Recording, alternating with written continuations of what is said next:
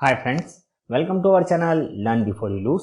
तो फ्रेंड्स, आज के इस वीडियो में हम बात करेंगे स्ट्राइक प्राइस सिलेक्शन के बारे में कि जब हम ऑप्शन में बाइंग या सेलिंग जो भी करते हैं तो उस समय हमें इस स्ट्राइक प्राइस सेलेक्ट करने पे या कौन से प्रीमियम का स्ट्राइक प्राइस सेलेक्ट करना है, इन बातों का विशेष ध्यान रखना पड़ता है।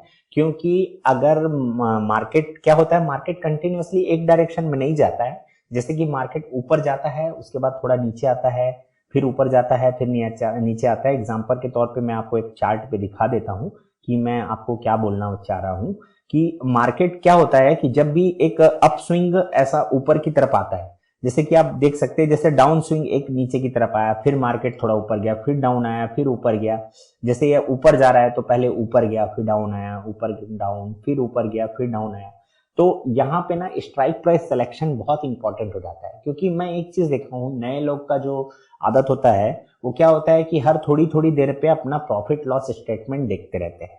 तो ये जब मार्केट जब नीचे आता है किसी भी कारण से, जब ऊपर जाते वक्त नीचे आता है, तो उस समय क्या होता है, ऑप्शन प्रीमियम में बहुत ज्यादा डाउन आ जाता है ऑप्शन का प्रीमियम। तो लोग कई बार क्या होता है कि मार्केट मतलब उनके जहां पे वो एंट्री लिए हैं वहां से ऊपर रहता है, फिर भी उनको लॉस दिखाते रहता है।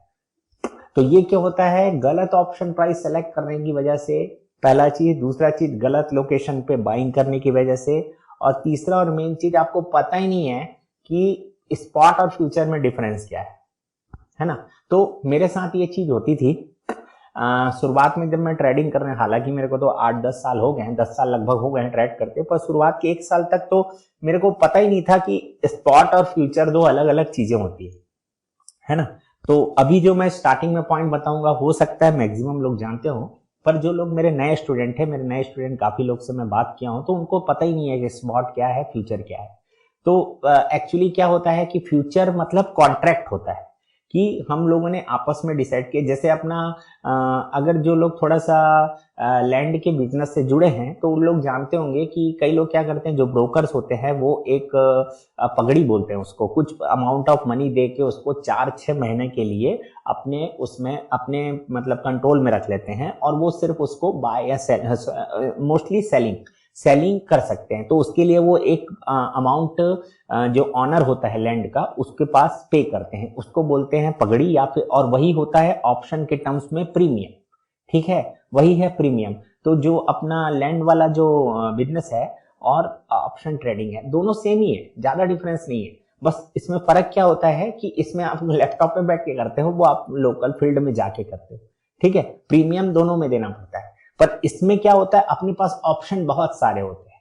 ऑप्शन बहुत सारे मतलब आप वीकली, एक वीक के लिए आप कॉन्ट्रैक्ट ले सकते हो, है ना, एक महीने के लिए ले सकते हो, मैक्सिमम 3 महीने तक अपना इंडियन मार्केट में होता है। आप यूएस मार्केट में जाएंगे तो उसमें 1 साल तक का भी कॉन्ट्रैक्ट आपको देखने मिल सकता है। उसका मेरे को ज्यादा नॉलेज है नहीं। तो अभी मैं आपको बताता हूं कि आपको पता होना चाहिए कि निफ्टी बैंक अलग है और निफ्टी का फ्यूचर अलग है। फ्यूचर भी अलग अलग महीने का है, दिसंबर का, जनवरी का, फरवरी का, ऐसा आपको मिलता रहेगा। प्लस क्या होता है, फ्यूचर के साथ साथ ऑप्शन। ऑप्शन भी क्या होता है, ऑप्शन भी 2 टाइप का होता है, एक होता है मंथली एक्सपायरी का, एक होता है वीकली एक्सपायरी का, है ना। तो यहां पर जो आपको 22 दिसंबर वाला जो डेट दिख रहा है, ये सब आपका क्या हो गया, वीकली एक्सपायरी हो गया। यहाँ पे बैंक निफ्टी दिसंबर कॉल है ना, तो ये क्या हो गया आपका, ये हो गया आपका मंथली एक्सपायरी। तो ये सब चीजें आपको पता होनी चाहिए। तो जो ऑप्शन का प्रीमियम जो होता है, अब ये मेन चीज बता रहा हूं, नए लोग थोड़ा ध्यान से सुनना। ऑप्शन का जो प्रीमियम होता है वो फ्यूचर के प्राइस के हिसाब से डिसाइड होता है भाई, है ना। और प्रीमियम उसी पे ही क्लोज होगा जहां पे फ्यूचर जाके क्लोज होगा, जितने पॉइंट पे। ये नहीं कि आपका स्पॉट का प्राइस ये है, मैं तो 1-2 मेल भी कर दिया था जीरोधा में, अरे स्पॉट का प्राइस था इतना, मेरे को तो प्रॉफिट चल रहा था, पर मेरे को लॉस कैसे गया। कारण क्या था, फ्यूचर का प्राइस अलग था, है ना। तो इस चीज को आप समझना। तो फ्यूचर के प्राइस में पहला चीज ये हो गया। उसके अलावा मैं आप लोग को कुछ कुछ चीजें बताता हूं जो आपको काम आ सकती है ऑप्शन ट्रेडिंग में। तो इसमें अपने को पहले तो अपने को पता होना चाहिए कि बैंक निफ्टी का स्पॉट और बैंक निफ्टी फ्यूचर 2 अलग अलग चीजें हैं, है ना। अब दूसरा पॉइंट आता है कि हाउ मेनी पॉइंट्स। तो हाउ मेनी पॉइंट्स का मतलब क्या है कि जब अपन, देखो मैं आपको दिखाता हूं। हाउ मेनी पॉइंट्स का मतलब यह है कि मार्केट कहां से कहां तक मूव होगा। जैसे इस पॉइंट पे मैं हूं, इस पॉइंट पे मैं हूं, है ना, और ड्यू टू एनी रीजन या मेरा कोई कैलकुलेशन बोलता है कि यहाँ पे मेरे को सेल करना है, तो मेरे को ये भी पता होना चाहिए कि मार्केट कितना पॉइंट मूव करेगा, है ना। मैं फ्यूचर का प्राइस लगा देता हूँ या स्पॉट का लगा देता हूँ, है ना। मार्केट कितना दूर मूव करेगा, जैसे यहाँ पे क्या हुआ 43,600 से लेके मार्केट मूव किया है 43,200 तक, लगभग 400 पॉइंट। हाँ, तो अगर मेरे को पता है ना 400 पॉइंट मार्केट मूव करेगा, तो मैं 300 पॉइंट से ज्यादा आउट ऑफ द मनी नहीं जा सकता। देखो, अगर आप ना देखो ऑप्शन ट्रेडिंग में अगर आपका एक्यूरेसी अच्छा है तो out of the money he trade करना, पर अगर आपका एक्यूरेसी खराब है ना, एक्यूरेसी खराब है तो आप जाके ना इन द मनी ट्रेड करो, फ्यूचर में ट्रेड करो, है ना। तो उससे क्या होगा, आपको जब आप एक्यूरेसी खराब रहेगा तो क्या होगा, आपको मेन क्या है, प्रॉफिट के टाइम पे प्रॉफिट लेने आना चाहिए और आपको यहाँ पे रिस्क रिवार्ड रेशियो अच्छे से मेंटेन करना, ठीक है। मिनिमम 1:2 1:3 तो रहना ही चाहिए, है ना। तो अगर आपका एक्यूरेसी खराब है ना तो आप इन द मनी करो, पर अगर धीरे धीरे आप ट्रेड करके अच्छे हो गए हो तो आउट ऑफ द मनी आपको बहुत ज्यादा पैसा देगा, है ना। रिस्क रिवार्ड रेशियो, ये नहीं बोल रहा हूं कि आपको प्रॉफिट रोज होगा, पर जिस दिन प्रॉफिट होगा उस दिन ना आपके एक हफ्ते के प्रॉफिट के बराबर होगा।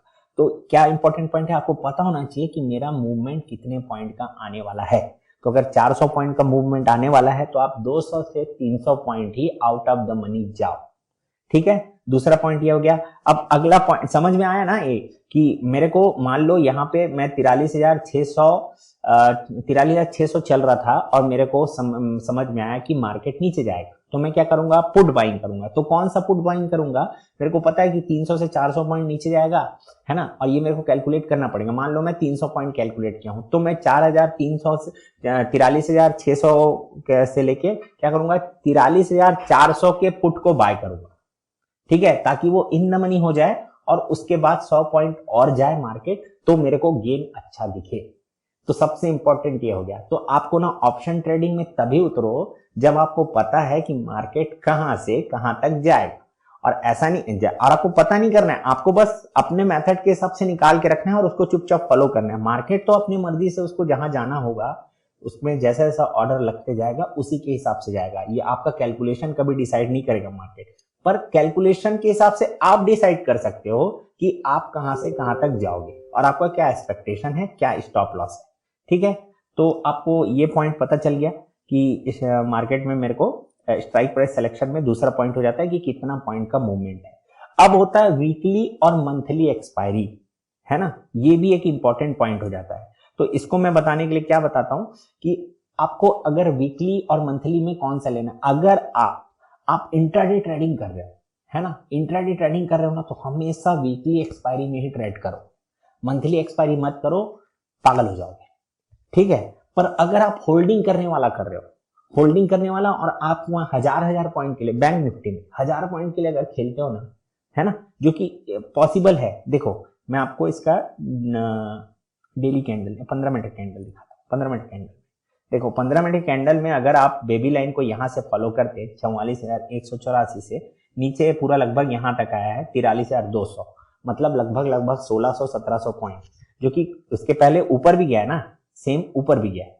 तो ये क्या है, मंथली एक्सपायरी में आप इसको पूरा कैप्चर कर सकते हो। वीकली एक्सपायरी में क्या होगा, मान लो इस दिन ही आपका मंडे या ट्यूसडे है तो थर्सडे वर्सडे तक जाते तक यहीं तक जा पाएगा, या थर्सडे के क्लोजिंग में यहां तक आ जाएगा, तो इतना तो आप प्रीमियम ही देके बैठे रहोगे, है ना। तो यहाँ पे क्या आएगा, मंथली एक्सपायरी को और लंबा होल्ड करना है। आपको पता है कि अभी मेरा मार्केट 1500-1600 पॉइंट जाना है, तब आपको यहाँ पे मंथली एक्सपायरी देखना पड़ेगा। मतलब हाउ मेनी पॉइंट्स वाला जो पॉइंट बताया हूं मैं, हाउ मेनी पॉइंट्स वाला मूव। तो इसमें क्या है कि आपको अगर पता है कि मेरा 1500-1600 पॉइंट जाना है, तो आप कोशिश करना कि मैं मंथली एक्सपायरी में ट्रेड करूं। पर आप अगर सिर्फ इंट्राडे ट्रेडिंग करते हो, होल्डिंग नहीं करते हो, तो वीकली एक्सपायरी के अलावा दूसरा आपको सिलेक्शन करने का कोई जरूरत नहीं है। अब चौथा और सबसे लास्ट पॉइंट आता है कि आज डे कौन सा है, मंडे है, ट्यूसडे है, वेडनेसडे है, थर्सडे है, फ्राइडे है।